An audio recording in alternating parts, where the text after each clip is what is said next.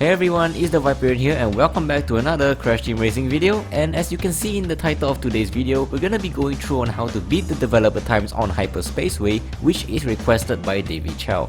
So remember guys, if you have any video ideas that you would like me to do, feel free to leave a comment down below. And the comment of the day from my previous Blizzard Bluff guide goes to Ken Yo. Thanks for commenting on my last video. I'm sure everyone can relate to that in one way or another. Again, congratulations. Alright, so let's dive into the tutorial right now and not waste any more time. So in order to beat the Hyper Spaceway dev times, here's what you need to know first.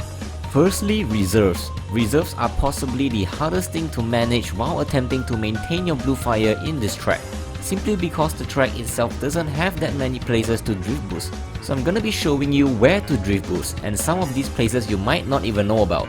And for those that don't know what reserve means, it just simply means the amount of boost capacity that you have in your car. Secondly, you want to use speed for this one. I tried using other driving styles, and apart from them being slightly slower, Hyper Spaceway has a lot of very straight tight path, which means not a lot of places to drift around, so that's why using speed will definitely help you more in these types of track. Thirdly, of course, U-turning is a definite must know, especially on the 8-figure area of the track. If you simply haven't mastered it yet, you can click on the video at the top right here. And lastly, I just want to say that Hyper Spaceway is definitely one of the hardest one out there because it is extremely hard to maintain your blue fire for all 3 laps. Just follow this guide. I will show you step by step on where to start drifting and where to not drift. And I can guarantee your success in this track. Alright, and let's hop onto the track right now and start the guide. Now starting off, this is probably going to be really weird for you. Start off by doing a perfect boost and then drive on straight without doing any drifts and jumps. And yes, even after reaching this edge here, proceed to drive forward without jumping. After that, keep on driving and then aim to jump over the jump pad, and then immediately start building up your reserves by drift boosting. Now what we did here is to use the game physics to our advantage. This is actually part of the Hyper Spaceway speed goals. The gravity itself on the slope will allow us to propel forward much faster than the ghost. If you do this every time, you will be guaranteed a lead against the ghost at the start of the race every single time. Now moving forward during this huge jump, you can actually proceed to drift boost while you're in the air as well if you want to. This is the part where you will need to build up as much reserve as you possibly can. Make sure that you continue to drift boost right after the big jump, and then right before the portal, immediately start drift boosting to the left side. This will give you a really nice position to continue drift boosting. Proceed to drift boost into the shortcut and then switch it up and drift to the right side. And now before you even take this big jump out of the shortcut, here's what you can do to make sure that your blue flame never runs out. I didn't do this in lap 1, but take a look at what I do in lap 2. Right before I reach the upward slope, I time my drift to the left so that I can drift and slide off the shortcut while maintaining my reserves. I would highly recommend you to do this as it doesn't slow you down that much, and you can actually get an extra set of drift to build that reserve up. This is an extremely important step to do as the 8-figure part of the track relies on the amount of reserve you actually have. Alright, moving forward, you can try drift boosting here if you want to, because by this point you already have tons of reserve from before, so I'll leave it to you to decide. But what you should be doing before the portal is to try drift boosting to the left side while you're entering the shortcut, same like what I did in lap 2. And now the 8-figure, which is probably the hardest part of the track. But if you have been following the previous steps, you should have enough reserve to U-turn around here. There's not really much for me to say about here as U-turning is strictly based on your skill. But you can however time it so that you can U-turn twice on the first curve and then twice again on the second curve.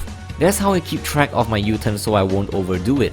After that, drift boost in the air like so and then do exactly what I did here. Boost to the left once, boost to the right once, and then finally do 3 sets of boosts to the left side, all while sticking to the left side of the track. This is to build up more reserves, as it goes without saying to adjust accordingly to avoid the lasers. And now while exiting the final portal, you have to do this every time, which is to drift boost into the portal. If you are losing fire after exiting this portal, it's probably because you didn't do this.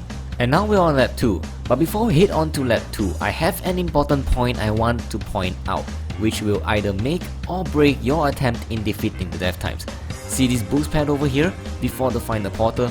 That, my friends, is a super blue fire pad. I've explained before on what that is, but to keep things short, it is a blue fire pad that gives you a much faster version of blue fire. So in other words, in the entire track, only this pad gives you super blue fire, which means that in lap 2 and lap 3 you cannot lose your blue fire after passing this part of the track. The other blue fire paths around Hyper Spaceway is simply not fast enough.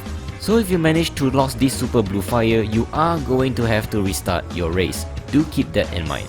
Alright, back to lap 2. Instead of doing what we did in lap 1, you are going to drift boost off the edge and build as much reserve as you can. And as you can see, proceed to find the opportunity to drift boost as much as you can. Just use the tips that I gave you and your super blue fire won't be lost. Repeat the steps for the rest of lap 2 and lap 3. Now the hardest part of this isn't actually the death ghost itself, but rather the ability to maintain your super blue fire. So as long as you drift boost on the places that I've shown you on where to build your reserve, the win will be yours in no time. So that's about it for the tutorial. Next developer times guide will be on Papoose Pyramid and then Oxide Station. So remember to like the video and share it out there for people who actually needs it. And hey, if you enjoyed my style of video, why not drop a subscribe to be a regular on the channel? I would love to invite you with open arms. I'm gonna be leaving a full example gameplay to show the tips that I've just taught you, just in case you need more help. This is TheViperian signing off, thanks for watching and enjoy the video.